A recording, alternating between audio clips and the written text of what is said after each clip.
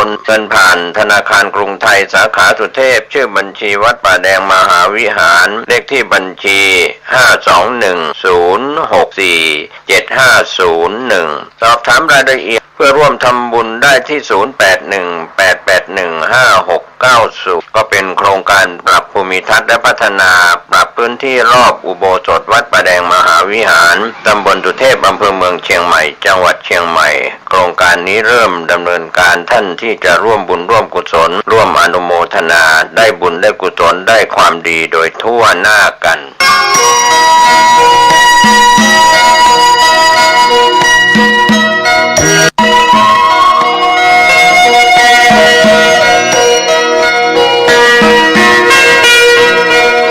สารประการประชาสัมพันธ์ขอเชิญชวนผู้ใจบุญใจกุศลร่วมทำบุญวันมรณภาพ32ปีพระครูวิมลวรเวทหลวงพ่อบุญมีชยวุฒโธมรณภาพวันอาทิตย์ที่7มีนาคมพุทธศักราช2536อายุครบ119ปีกำหนดการทำบุญศุกร์ที่7มีนาคมเวลา 9:30 นาทีอาราธนาพระสงฆ์สวดพระพุทธมนต์หลังจากนั้นก็มอบทุนการศึกษามีมจรมมรพระภิกษุสามเณรของวัดท่าสะตอยผู้สอบปริญญาธรรมสอบนักธรรมได้มอบทุนการศึกษาโรงเรียนเทศบาลนครเชียงใหม่11โรงเรียนสมทบทุนมูลนิธิเด็กกำพร้าบ้านกิ่งแก้วมอบทุนโรงเรียนสอนคนตาบอดภาคเหนือมอบทุนโรงเรียนกาวีระอนุกูลเด็กบกพร่องทางสติปัญญามอบทุนโรงเรียนโสตศึกษาอนุสารสุนทรคนหูหนวกมอบทุนสภานักธรรมเชียงใหม่มอบทุนพุทธสมาคมจังหวัดเชียงใหม่มอบทุนยุวพุทธิกาสมาคมจังหวัดเชียงใหม่มอบทุนให้กับกลุ่มหนุ่มสาวจังหวัดเชียงใหม่กลุ่มหนุ่มสาววัดท่าสะตอยเวลา 11 นาฬิกาถวายภัตตาหารเพลแด่พระสงฆ์สามเณรและเรียนเชิญแขกผู้ร่วมงานรับประทานอาหารกลางวันเป็นเสร็จพิธีท่านสามารถติดต่อสอบถามร่วมทำบุญตั้งโรงทานได้ที่พระมหาเกษมเขมาพินันโทเจ้าวาดวัดท่าสะตอยตำบลวัดเกตอำเภอเมืองเชียงใหม่จังหวัดเชียงใหม่ติดต่อสอบถามร่วมทำบุญตั้งโรงทานที่พระอาจารย์พระมหาเกษมเขมาพินันโท0612281870หรือที่หมายเลข0810249817สามารถติดต่อเพิ่มเติมได้ที่พระแดงปัญญาทโรวัดท่าสะตอย0635203841ก็เป็นงานบุญงานกุศลจากการทำบุญในคราวครั้งนี้ทำบุญครบรอบวันมรณภาพ32ปีพระครูวิมลวรเวทหลวงพ่อบุญมีชยวุฒโธครบอายุ119ปีเป็นวาระที่มรณภาพ32ปีตถานักศีลนักบุญคณะศิษยานุศิษย์คณะศรัทธาและผู้มีความเคารพนับถือในตัวหลวงพ่อพระครูวิมลวรเวทร่วมงานบุญงานกุศลได้บุญได้ความดีโดยทั่วหน้ากัน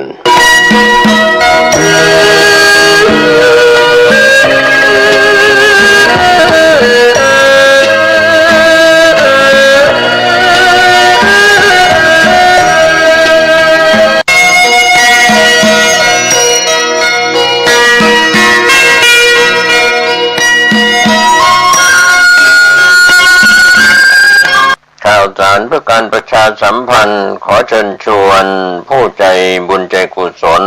ร่วมเป็นเจ้าภาพจัดทำคู่มือสืบสารพิธีกรรมของเยาวชนล้านนา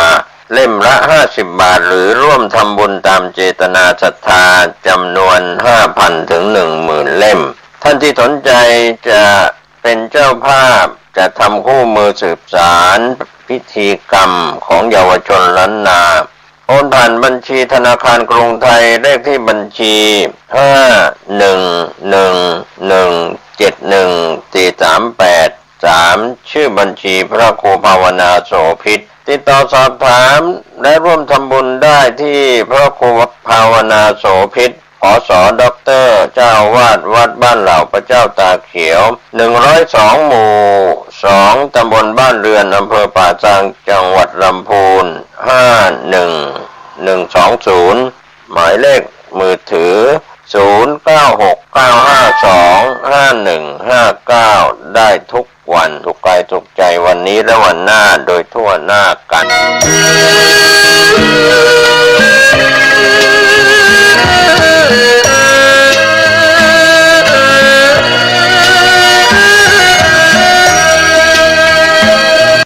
ธรรมสาระวันนี้ที่จะแบ่งปันให้ท่านได้คิดได้พิจารณากันนะครับท่านผู้ฟังผมเกษตรเพชรสำริดวิทยากรก็มีเรื่องราวดีๆที่จะชวนให้ท่านได้คิดได้พิจารณาถึงการสร้างบุญบารมีสร้างกรรมดีนะครับที่หลายคนหลายท่านก็รู้และเข้าใจกันดีอยู่แล้วเรื่องกรรมุนาวัตติโลโกสัตว์โลกย่อมเป็นไปตามกรรมก็ใครก็ตามทำกรรมดีก็ย่อมจะได้รับผลเป็นความสุขความเจริญใครที่ทำความ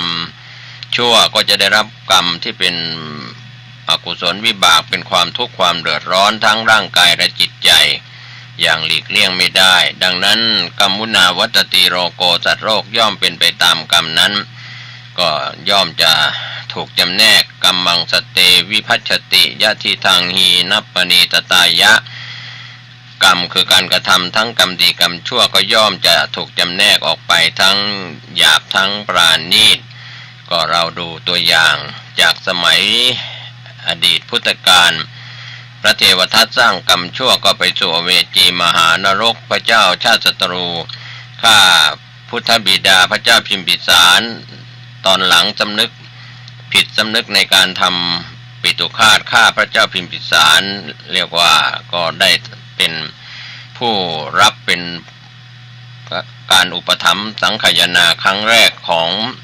พระพุทธศาสนาในยุคอดีตพุทธกาลจากกรรมหนักก็กลายมาเป็นกรรมเบาแทนที่จะได้ไปสู่อบายชั้นอเวจีมหานรกก็ไปตกโลหะคุมพีนรกโลหะนรกที่มีลักษณะเหมือนหม้อนะครับก็ยังตกนรกเหมือนกันแต่ว่าก็เป็นส่วนหนึ่งนะครับที่เราได้เห็นถึงผลวิบากฝ่ายชั่วใครทำดีไม่ว่าจะเป็นพระราชามหากษัตริย์เป็นเศรษฐีมหาเศรษฐีเป็นคนยากจนหรือมนุษย์อมนุษย์ทั้งหลายก็เช่นเดียวกันนะครับหลีกเลี่ยงกรรมที่ตนทำไว้ก่อไว้ก็ชาวบ้านในยุคปัจจุบันนะครับท่านผู้ฟังก็จึงพูดติดปากกันว่าไม่มีใครใหญ่เกินกรรมจะใหญ่ในสิ่งที่เป็นอธิปไตยใหญ่เพราะอัตตาธิปไตยตนเองเป็นใหญ่ได้มาด้วยอำนาจปฏิวัติรัฐประหารก็ไม่พ้นกรรมโลกาธิปไตยมีโลกเป็นใหญ่โลกเสรีเป็นโลกที่เรียกว่ายุคไล่ล่ากันในเรื่องของเศรษฐกิจนำเศรษฐกิจที่เป็นการทำสงครามเศรษฐกิจกันก็ไม่พ้นกรรมนะครับท่านผู้ฟังนอกจากนั้นก็จะเป็นใหญ่โดยโลกโดยอัตตาก็เป็นเรื่องที่หมุนเวียนเกิดแก่เจ็บตายตามกรรมที่ตนก่อไว้ส่วนธรรมาธิปไตยนั้นเป็นส่วนที่เน้นความถูกต้องประชาชนในโลกใบนี้หรือโลกมนุษย์หลายเป็นร้อยกว่าประเทศนี้ถ้ามีธรรมะมีสิ่งที่ถูกต้องดีงามอยู่ในทำนองครองธรรมเชื่อในกรรมผลของกรรมเชื่อว่ากรรมดีทำแล้วจะได้รับความสุขความเจริญเริ่มเป็นสัมมาทิฏฐิไม่หลงทางไม่เดินทางผิดก็จะไปสู่ความสุขความเจริญในยุคของธรรมาธิปไตยที่เจริญรุ่งเรืองในแต่ละประเทศก็คงไม่ได้ไล่ล่ากันในยุคทำสงครามเศรษฐกิจกันนะครับท่านผู้ฟังดังนั้นขอให้เราทำความเข้าใจซึ่งประชาชนในแต่ละประเทศนั้นมีธรรมะเป็นใหญ่ก็จะได้เป็นประชาธิปไตยที่สมบูรณ์ ถ้าโลกเสรีในปัจจุบันไม่ได้มีธรรมะอยู่ในจิตใจของมวลมนุษยชาติชายหญิงไม่ได้ปฏิบัติธรรมเข้าถึงธรรมด้านพระกรรมฐานเดี๋ยวนี้ทั่วโลกก็ตื่นในการปฏิบัติสมาธิเจริญภาวนากรรมฐานกันพระวิปัสสนาจารย์ก็ทั้งคนไทยและต่างชาติที่มาปฏิบัติธรรมในประเทศต่างๆที่มีการปฏิบัติวิปัสสนาแล้วก็ไปสอนการนั่งสมาธิการเดินจงกรมกันทำให้ประชาชนในชาตินั้นๆก็จะได้เป็นธรรมาธิปไตยประชาชนเป็นใหญ่ด้วยศีลด้วยธรรมแต่ถ้าตราบใดยังไม่มีการปฏิบัติวิปัสสนากรรมฐานหรือจะเจริญสมาธิภาวนากรรมฐานก็ประชาชนเมื่อไม่มีข้อภาวนาก็ไม่สามารถคุ้มครองตนเองในการมีสติเป็นหัวเรือใหญ่นะครับท่านผู้ฟัง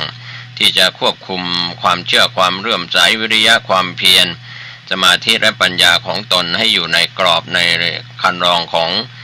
อธิปไตยความเป็นใหญ่ที่ถูกต้องสติมโตตถาพัทธังนะครับดังนั้นผู้ที่เจริญสติเป็นนิจในโลกใบนี้มนุษย์ก็จะอยู่ด้วยธรรมาธิปไตยเรียกว่าประชาธิปไตยที่สมบูรณ์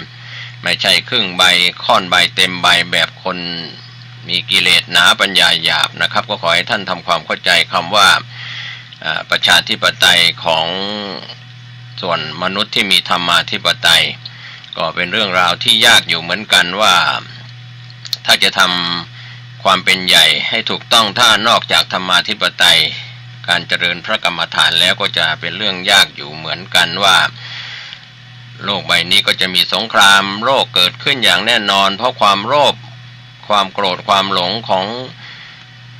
ซึ่งเป็นมลทินเป็นเครื่องเศร้าหมองใจอยู่ในใจของผู้นำประเทศไม่ว่าจะเป็นประธานาธิบดีนายกรัฐมนตรีหรือรัฐมนตรีหรือใครก็ตามในระดับโลกไม่ว่าจะเป็นสหประชาชาติก็ควบคุมไม่ได้นะครับถ้าแต่ละคนนั้นมีกิเลสความโลภความโกรธความหลงจะอ้างเอาเพียงกฎหมายอะไรต่างๆก็คงควบคุมไม่ได้ถ้าแต่ละคนแต่ละท่านนั้นยังมีกิเลสหนาปัญญาหยาบนะครับทำให้ใจเศร้าหมองเพราะความโลภความโกรธความหลงเป็นแม่ทัพฝ่ายบาปโดยเฉพาะโมหะความลุ่มหลงในอำนาจยศถาบรรดาศักดิ์ในสิ่งต่างๆเหล่านี้ดังนั้นก็ขออนุญาตนำธรรมสาระวันนี้กลับมาเราจะแก้ในเรื่องของการที่เราไม่มีศีลให้มีการถือศีลห้าการถือศีลห้านั้นจะช่วยเสริมดวงชะตาไม่ต้องไปแสวงหาดวงชะตากับพระคุณเจ้าตามวัดวารามต่างๆไม่ต้องไปดูดวงไม่ต้องไปดูโหราศาสตร์ตำราโหราศาสตร์พรหมชาติอะไรนะครับขอให้เรากลับมาเสริมดวงด้วยการมีศีลห้าไม่ฆ่าสัตว์ไม่ลักทรัพย์ไม่เสพกามที่ผิดไม่กล่าวคำเท็จไม่ดื่มสุราเมรัยก็จะกลับมานะครับก็จะเสริมดวงชะตาที่ว่าเราชะตาร้ายก็จะกลายเป็นดีเจริญสมาธิภาวนาเจริญพระกรรมฐานดังนั้นพระสุปฏิปันโนในยุคอดีตจนถึงปัจจุบันจะเป็นพระป่าพระบ้านก็แล้วแต่นะครับขอให้เจริญพระกรรมฐานการทำดีไม่เบียดเบียนใครก็ถือว่าเป็นการทำบุญกุศลชนิดหนึ่งที่จะได้อานิสงส์อย่างยิ่งใหญ่โดยเฉพาะการไม่ฆ่าสัตว์ข้อแรกนะครับก็ถือว่าเมื่อเราไม่ฆ่าเขาก็ไม่ฆ่าเราก็เป็นโชคชะตาราศีก็จะลดกรรมจากการฆ่าหมดเวรจากการฆ่าไปได้ในศีล5ข้อไม่ฆ่าสัตว์ไม่ลักทรัพย์ไม่เสพกามที่ผิดไม่ดื่มไม่กล่าวคำเท็จไม่ดื่มสุราเมรัยและยาเสพติดก็ตามเราก็จะได้ความเป็นมนุษย์ที่สมบูรณ์นะครับท่านผู้ฟังนอกจากนั้นบางคนโดยเฉพาะอุบาสกบาติกาเราก็จะถือศีล8เป็นนิจอย่างเช่นแม่ชีก็จะถือศีล8เป็นนิจศีลหรือว่าสมาทานศีล8ก็แล้วแต่ก็จะเป็นการช่วยเสริมดวงจิตดวงใจเพราะกรรมที่เกิดจากการที่เราปฏิบัติสิ่งที่ผิดต่อศีล5หรือศีล8ก็ตามโดยเฉพาะศีล8ก็จะยากยิ่งกว่าศีล5มีศีลข้อที่3เป็นอภรรมจริยาก็จะไม่ข้องแวะเกี่ยวกับการเสพกามเหมือนชายหญิงที่ถือศีล5นั้นก็ยังยุ่งเกี่ยวกันในเรื่องของการเสพกามคุณแต่ในส่วนอภรรมจริยานั้นก็จะไม่ข้องแวะเรื่องของการเสพกามที่เป็นเรื่องของคฤหัสถ์ผู้ ครองเรือนชายหญิงนะครับก็ถือได้ยากยิ่งนะครับพรหมจริยาข้อที่3แล้วก็ขยายไปถึงไม่วิการโภชนาไม่หลังเที่ยงก็ไม่ทานอาหารของขบของเคี้ยวรวมไปถึงที่นั่งที่นอนแล้วก็น้ำอบน้ำหอมอะไรต่างๆอยู่ใน8ข้อ8ประการนะครับก็จะเป็นอานิสงส์ที่ละเอียดอ่อนขึ้นไปบางคนก็ไปลดกรรมที่เราคิดว่าเราไปเบียดเบียนสัตว์ก็มาเรียกว่าถือศีลกินเจที่เราพูดติดปากของพี่น้องชาวจีนหรือคนไทยทั่วโลกเราเดี๋ยวนี้ฝรั่งมังค่าหรือชาวต่างชาติก็นิยมทานเจเพื่อลดละที่จะไม่ไปเบียดเบียนชีวิตสัตว์ก็ได้อานิสงส์ผลบุญสูงขึ้นแล้วก็มีการเคร่งครัดปฏิบัติอธิษฐานกินเจ7 วันบ้างได้ครบ7 วันหรืออาจจะตั้งจิตรับประทานอาหารเจทุกวันก็แล้วแต่ตัวท่านเองนะครับก็อยู่ที่เรียกว่าใครทำใครได้จะบางคนก็อธิษฐานทานเจทุกวันพระทานเจทุกเดือนหรือปฏิบัติทุกเดือนหรือว่าเดือนละ3 วัน7 วันก็แล้วแต่หรือบางคนถือปฏิบัติได้เป็นนิจ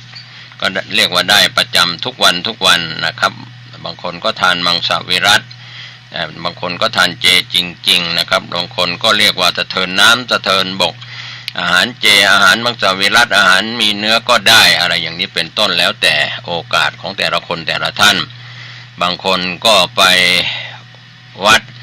หรือสถานธรรมหรือสถาน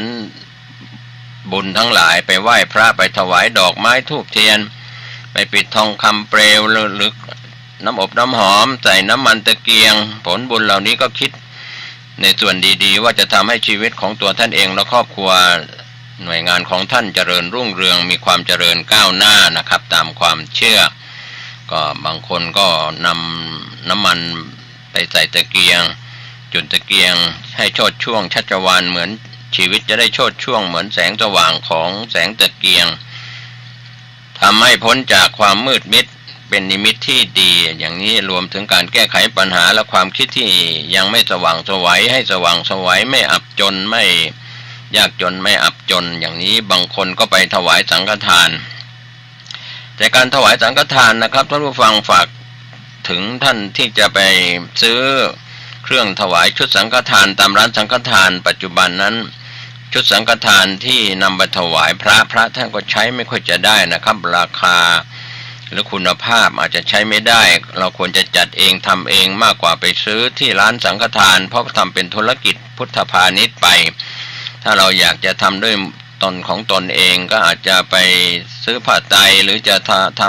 ำสังฆทานด้วยตนเองจะดีกว่าไปซื้อชุดสังฆทานไม่มีอะไรมากนะครับพระคุณเจ้าก็ไม่ใช้ล่อนไปล่อนมานะครับถวายไปถวายมาก็ไม่ได้ค่อยได้ใช้ประโยชน์ภายในชุดสังฆทานที่ร้านสังฆทานจัดให้พี่น้องชาวพุทธโดยเฉพาะอุบาสกอุบาสิกาไปซื้อหามาก็ฝากไว้นะครับ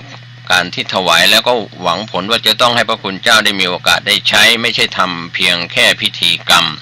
ดังนั้นการถวายสังฆทานจะเป็นอาหารหวานคาวก็ดีหรือชุดสังฆทานผ้าไตรจีวรหรือชุดใดๆก็แล้วแต่นะครับโดยเฉพาะสาธารณสุขอาหารและยาก็ไปตรวจสอบร้านสังฆพันธ์ร้านสังฆพันธ์ที่จัดชุดถวายหมายถึงจัดชุดสังฆพันธ์ให้ชาวบ้านหรือพี่น้องชาวพุทธซื้อหาไปถวายตามวัดวารามต่างๆว่ามีของที่มีคุณภาพมีประโยชน์ไหมอยู่ในนั้นมีรายการชื่อรายการของชุดสังฆพันธ์ที่ห่อแล้วจัดไว้เรียบร้อยแล้วจะมีวันหมดอายุไม่หมดอายุอะไรต่างๆก็ขอให้ท่านได้ตรวจสอบเพราะเรื่องอย่างนี้ก็อยากจะฝากว่าทุกวันนี้เราทำบุญกันง่ายเกินไปไม่ได้เตรียมอาหารหวานคาวแม้อาหารหวานคาวบางทีก็ทำสำเร็จรูปที่เขาทำสำเร็จรูปไว้จำหน่ายบางครั้งก็ค้างคืนบ้างไม่ค้างคืนบ้างก็อาจจะมีอาการบูดเสียได้บางครั้งเราไม่มีโอกาสที่จะทำด้วยมือของตนเองกับที่ครอบครัวพ่อบ้านแม่บ้านทำกับข้าวอาหารหวานคาวไปถวายสังฆทานก็จะเป็นเรื่องที่ดีเราหลังจากนำไปถวายพระคุณเจ้าพระภิกษุสามเณรตามวัดวารามต่างๆแล้วเราก็ยังส่วนที่เหลือเราก็ยังรับประทานอาหาร ช้หมายถึงรับประทานได้ส่วนที่เหลือไม่ใช่ส่วนที่ตักเหลือแล้วไปถวายพระนะครับ ส่วนที่ตักก่อนที่จะนำไปถวายพระคุณเจ้าไม่ว่าจะอาหารหวานข้าวที่ทำเองก็จะเป็นเรื่องที่ดีแม้จะไม่สามารถจะทำได้ทุกวันก็นานๆครั้งก็ยังดีกว่าเพราะเราทำด้วยมือก็จะได้อานิสงส์ยิ่งใหญ่กว่าไปทำสิ่งที่เขาทำไว้เพื่อขายเพื่อจำหน่ายให้ใส่บาตรนะครับก็คงจะไม่ว่ากันไม่โกรธกันนะครับคนที่ทำอาหารหวานข้าวใส่บาตรทุกวันท่านต้องเน้นด้านคุณภาพบางครั้งของที่ท่านทำไว้เหลือนำไปใส่ตู้เย็นนำมาใส่ไมโครเวฟอุ่นออกมาจำหน่ายต่ออีกอาหารเหล่านั้นบางทีพระคุณเจ้าพระภิกษุสามเณรไปบิณฑบาตรับมาแล้วมาฉันก็เกิดอาการท้องเสียท้องร่วงอะไรต่างๆก็ถือว่าอาหารนั้นมีเชื้อจุลินทรีย์หรือมีเชื้อโรคปนเปื้อนได้ก็ขอให้เป็นอาหารที่สุกใหม่ๆเรียกว่าตามหลักของโภชนาการตามหลักของสาธารณสุขที่ออกมาเตือนกันอยู่เสมอกินของร้อนช้อนกลางก็ถือว่ามีความสะอาดเพียงพอแล้วก็มีคุณค่าทางโภชนาการด้วยอันนี้ก็เรื่องของถวายสังฆทานที่เป็นวัตถุแล้วก็เป็นอาหารหวานข้าวสังฆทานไม่ได้เจาะจงในพระภิกษุรูปใดที่ชื่อว่าสังฆทานจะสมบูรณ์ไม่สมบูรณ์อย่างไรก็ฝากพี่น้องชาวพุทธที่มีสติปัญญานะครับก็ทำสังฆทานกันให้ถูกต้องอย่างไรไม่เจาะจงอย่างไรบางคนบางท่านมีเวลามีโอกาสก็ไปไหว้พระไปบูชาเทพเจ้าตามสถานธรรมต่างๆเพื่อต้องการความสุขความสบายใจความสุขใจหรือต้องการที่พึ่งพิงก็แล้วแต่เราจะนับถือถ้าแสดงตนเป็นพุทธมามกะแสดงตนเป็นชาวพุทธแล้วก็จะไปที่วัดจะเป็นส่วนใหญ่เพราะว่าแดนพุทธสถานธรรมฐานในสิ่งที่เป็นพุทธาวาสสังฆาวาสนะครับวัดวารามต่างๆก็จะมีโอกาสได้ไปไหว้พระมีพระพุทธเจ้าเป็นที่พึ่งที่ระลึกมีพระธรรมเจ้าเป็นที่พึ่งที่ระลึกมีพระสังฆเจ้าเป็นที่พึ่งที่ระลึกดังนั้นการที่เราเป็นพุทธมามกะนั้นพุทธังสรณังคัจฉามิธัมมังสรณังคัจฉามิสังฆังสรณังคัจฉามิเราก็จะไม่หวั่นไหวในเรื่องของเราเข้าถึงแก้วทั้ง3ประการแล้วแต่ว่าบางคนก็อาจจะยังหวั่นไหวอยู่ก็อาจจะนับถือเทพเจ้าองค์ใดองค์หนึ่งในสถานธรรมอย่างใดอย่างหนึ่งก็แล้วแต่นะครับบางคนก็เรียกว่าเป็นที่ยึดเหนี่ยวน้ำใจเป็นความดีไม่ได้ทำผิดต่อกฎหมายและศีลธรรมก็จะเป็นสิ่งที่เราเกิดความสุขกายสุขใจในส่วนของสถาบันครอบครัวหน่วยงานของท่านเราไม่ได้พูดอ้างอิงเรื่องของพุทธศาสนาเพียงอย่างเดียวแต่ละศาสนานั้นก็มีคำสอนท่านจะปฏิบัติอย่างใดที่เป็นความสุขกายสุขใจเรียกว่าเป็นความสุขที่เกิดขึ้นตามคำสอนในศาสนิกในศาสนานั้นๆบางคนก็ไปทำบุญปล่อยสัตว์เป็นการไม่เบียดเบียนสัตว์เรียกว่าปล่อยวัวปล่อยควายนะครับให้ชีวิตสัตว์เป็นทานไม่เบียดเบียนสัตว์นะครับถือว่ามีอานิสงส์แรงบางทีมีการปล่อยวัวปล่อยควายเรียกว่าให้ชีวิตสัตว์ที่จะเข้าสู่ตะแลงแกงลงฆ่าสัตว์แล้วก็ไปซื้อมาปล่อยให้ไปยังมีชีวิตอยู่ได้ด้านเกษตรกรรมก็แล้วแต่นะครับการไปซื้อสัตว์ที่กำลังจะถูกฆ่าไปปล่อยไถ่ชีวิตวัวควายที่เราพูดกันอยู่เสมอไปไถ่ชีวิตวัวควายไปถวายที่วัดพระคุณเจ้าอาวาสและพระภิกษุสามเณรในวัดก็ไม่สามารถจะเลี้ยงวัวควายได้ก็ต้องให้ศรัทธาสาธุชนนำวัวควายที่ไปถวายวัดนั้นไปมอบให้กับชาวนานำไปใช้ประโยชน์ซื้อปลาในตลาดที่จะถูกฆ่าไปปล่อยลงแม่น้ำลำคลองก็ดีก็หวังผลบุญผลกุศลหมดทุกข์หมดโศกหมดภัยหมดอันตรายก็แล้วแต่นะครับก็หวังความสุขความเจริญในชีวิต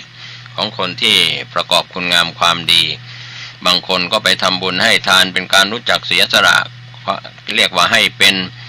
การให้จากการให้วัตถุเข้าของสิ่งของเงินทองสละในส่วนที่ตนเองมีอยู่แล้วก็แบ่งปันให้ผู้อื่นได้กินได้ใช้ผลบุญเหล่านี้ก็หวังสำหรับผู้ที่ต้องการบุญมีจิตใจยินดีในการทำบุญให้ทานไม่ว่าจะเป็นการบำรุงวัดวาอารามในทางพระพุทธศาสนาหรือการให้ทานกับคนทุกข์คนยากไร้ค คนเข็นใจรวมไปถึงสัตว์เดรัจฉานด้วยนะครับก็บางคนก็เรียกว่าบุญส่งเสริมหวังให้ชีวิตนี้ครอบครัวของตนมีโชคมีทรัพย์แล้วก็มากด้วยบุญบารมีบางคนก็ทำทานให้กับคนยากไร้นะครับที่ยากจนไม่ใช่ขอทานที่เป็นอาชีพขอทานนะครับเขาลำบากยากไร้เป็นผู้ทุพพลภาพที่อยู่ตามชุมชนตามหมู่บ้านต่างๆทำบุญด้วยจิตใจอันไม่ยึดติดในเรื่องของความอยากนะครับก็ให้ตั้งใจให้จริงๆไม่หวังผลตอบแทนผลบุญนั้นก็จะหนุนนำท่านนะครับให้มีความราบรื่นยามมีเรื่องติดขัดก็จะมีผู้มาช่วยเหลือค้ำจุนเกื้อกูลนะครับการเรียกว่าอุปถัมภกกรรมที่ดีค้ำจุนยามมีเคราะห์ภัยก็แคล้วคลาดปลอดภัยได้เพราะว่าเราได้เคยช่วยเหลือคนและสัตว์แรงบุญที่เกิดจากการอนุโมทนาช่วยเหลือทำบุญอนุโมทนาบุญของคนอื่นแสดงมุทิตาจิตกับคนที่เขามีความสุขก็เป็นเรื่องที่ดีในยุคนี้เริ่มมีการทำบุญด้วยการมอบโลงศพนะครับก็ถือว่าซื้อโลงศพบริจาคให้กับศพที่ไร้ญาติขาดมิตรเรียกว่าศพอนาถาก็หวังอานิสงส์ที่ยิ่งใหญ่ที่มีอานิสงส์มากมายหวังบุญหวังกุศลเข้ามาเสริมดวงจิตดวงใจของผู้กระทำครอบครัวของท่านก็หวังจะสะเดาะเคราะห์ก็ดีหรืออะไรก็แล้วแต่เรียกว่าผ่อนหนักเป็นเบาที่เราเคยทำชั่วมามากก็สร้างบุญสร้างกุศลแต่ความจริงแล้วบุญก็ไม่ได้ไปล้างบาปนะครับบาปก็คงเป็นผลของความทุกข์ความเดือดร้อนส่วนบุญก็เป็นชื่อของความสุขความเจริญบางคนก็พิมพ์หนังสือธรรมะแจกจ่ายเป็นธรรมทานนะครับพิมพ์เองบ้างหรือไปร่วมบริจาคสมทบทุนเพื่อพิมพ์หนังสือธรรมะให้ผู้อื่นได้อ่านได้ศึกษาก็ถือว่าเป็นการสร้างปัญญาบารมีให้ตนเองนั้นมีวาสนาบารมีเพื่อให้ปัญญาเกิดเป็นแสงสว่างในดวงจิตดวงใจให้คนอื่นได้ศึกษาธรรมะได้ฟังธรรมะได้ดูธรรมะบรรยายธรรมะซีดีก็ดีหนังสือธรรมะก็ตามนะครับเพื่อต้องการได้อานิสงส์หมดทุกข์หมดโศกนะครับไม่มีเคราะห์ร้ายมาก้ำกลายอะไรทำนองนี้บางท่านนะครับที่เป็นผู้ใจบุญใจกุศลก็ได้ช่วยเหลือในส่วนของการเรียกว่าบำรุงบริจาคเป็นค่าน้ำค่าไฟตามวัดวารามต่างๆนะครับท่านผู้ฟังเพื่อให้ชีวิตจะได้ราบรื่นค่าน้ำประปาของวัดวารามต่างๆค่ากระแสไฟฟ้าของวัดวารามต่างๆหรือของมูลนิธิของชมรมองค์การกุศลต่างๆก็แล้วแต่นะครับหวังที่จะหมดทุกข์หมดโศกต้องการที่จะมีความโชคดีเป็นผลเป็นอานิสงส์ของการทำบุญบางท่านก็ซื้อข้าวสารไปถวายที่วัดเลี้ยงอาหารเด็กกำพร้าคนตาบอดตามสถานสงเคราะห์ต่างๆก็ถือว่าเป็นการสั่งสมบุญกุศลให้ชีวิตมั่งคั่งสมบูรณ์เพียบพร้อมด้วยบุญบารมีบางคนก็ไปทำบุญตักบาตรกับคนอื่นๆที่มีการทำบุญตักบาตรข้าวสารอาหารแห้งหรือทำบุญตักบาตรถวายภัตตาหารหวานข้าวร่วมกับผู้อื่นไม่ว่าจะทำบุญด้วยการบริจาคทรัพย์โดยตรงหรือโดยทางอ้อมที่ไปร่วมก็หวังจะส่งผลในเรื่องของชีวิตนะครับที่จะดีในปัจจุบันหรือจะดีต่อไปในอนาคตนะครับก็เป็นเรื่องราวที่การสร้างคุณงามความดีกรรมดีให้มากขึ้นกว่าการทำกรรมชั่วความชั่วนะครับก็เป็นส่วนที่พระเถระครูบาอาจารย์พระวิปัสสนาจารย์ก็จะเน้นในเรื่องของการภาวนาสมาธิกรรมฐานวิปัสสนากรรมฐานก็จะเป็นเรื่องของแก้กรรมได้ทุกชนิดแก้เรียกว่าอะไรแก้โชคชะตาคนที่เจริญวิปัสสนากรรมฐานไปปฏิบัติธรรมจิตก็จะพ้นทุกข์พ้นโศกพ้นโรคพ้นภัยเพราะว่าสตินั้นเป็นตัวที่จะทำให้เราได้เจริญแล้วก็จะจิตใจผ่องใสเรียกว่าพ้นจากเครื่องเศร้าหมองอย่างแท้จริงถ้าขาดการปฏิบัติแล้วก็ไม่สามารถที่จะทำให้กล่อมเกลาจิตใจทานก็ทำให้เราได้อานิสงส์จากการที่ให้ปันสิ่งของธรรมทานให้สิ่งที่เป็นวิทยาทานก็เป็นส่วนของทานอานิสงส์ของทานก็มีอยู่ศีลก็เช่นเดียวกันภาวนาก็เช่นเดียวกันดังนั้นเราจึงพูดติดปากกันอยู่เสมอว่าเราบำเพ็ญทานรักษาศีลเจริญภาวนาครบ3ประการ ส่วนใดส่วนหนึ่งน้อยไปทานน้อยไปก็เพิ่มขึ้นศีลไม่เคร่งครัดก็เคร่งครัดให้เป็นศีลสัมปันโนถึงพร้อมด้วยการมีศีลที่สมบูรณ์มีสมาธิมีปัญญาที่สมบูรณ์บางคนบางวันบางท่านไม่ได้นั่งสมาธิไม่ได้เดินจงกรมก็อาจจะน้อยไปในภาคปฏิบัติก็เข้าห้องพระไหว้พระเจริญภาวนาสมาธิกรรมฐานกันหรือไปตามคอร์สที่เขามีการปฏิบัติ7 วัน10 วัน15 วันก็แล้วแต่โอกาสของแต่ละคนแต่ละท่านดังนั้นก็ถือว่าหลักการสร้างความดีโดยง่ายๆโดยย่อๆก็ควรจะให้ครอบคลุมทั้ง3ประการก็คือบำเพ็ญทานรักษาศีลเจริญภาวนาครอบคลุมแล้วขยายไปก็จะมีเรื่องของอานิสงส์เรื่องของการถวายทานอย่างไรทานมีกี่ประเภทรักษาศีลอย่างไรศีล5ศีล8ศีล10ศีล227ศีล311ของนางภิกษุณีของภิกษุ227อะไรก็ขยายเป็นภาควิชาการความรู้ไปแต่ในภาคปฏิบัตินั้นก็คือเรานำตัวตนของแต่ละคนแต่ละท่านลงมือประพฤติปฏิบัติกันวันนี้ก็จะได้ชิมรสของพระธรรมคนไม่เคยให้ทานก็จะรู้จักว่าการให้ทานเราสุขใจสุขใจอย่างไรจากการให้ทานใส่บาตรทุกวันบริจาคอาหารเครื่องดื่มทุกวันน้ำปานะทุกวันหรือบางคนไม่มีส่วนที่จะถวายทานก็พยายามเจตนาวิรัติงดเว้นจากการไม่ฆ่าสัตว์รักทรัพย์เสพกามที่ผิดกล่าวคำเท็จดื่มสุราเมรัยเครื่องดองของเมารวมไปถึงการเจริญสมาธิภาวนากรรมฐานที่พระวิปัสสนาจารย์เคยสอนสั่ง5 นาที10 นาทีชั่วช้างสะบัดหูชั่วงูแลบลิ้นก็จะได้อานิสงส์เพราะฉะนั้นอานิสงส์ที่ยิ่งใหญ่ที่สุดที่จะหลุดพ้นจากกองทุกข์และกิเลสได้ก็คือภาวนาเป็นกรรมฐานสมถกรรมฐานวิปัสสนากรรมฐานนั่นแหละครับท่านผู้ฟัง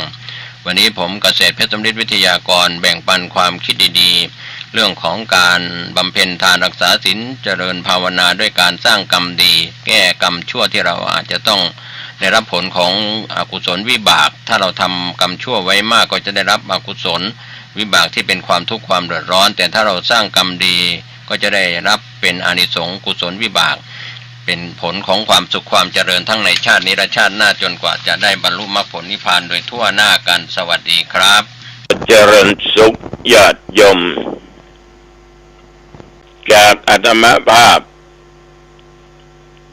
พระครูอาทรวิสุทธิคุณหรือบุญตันปริสุทธโธเจ้าอาวาส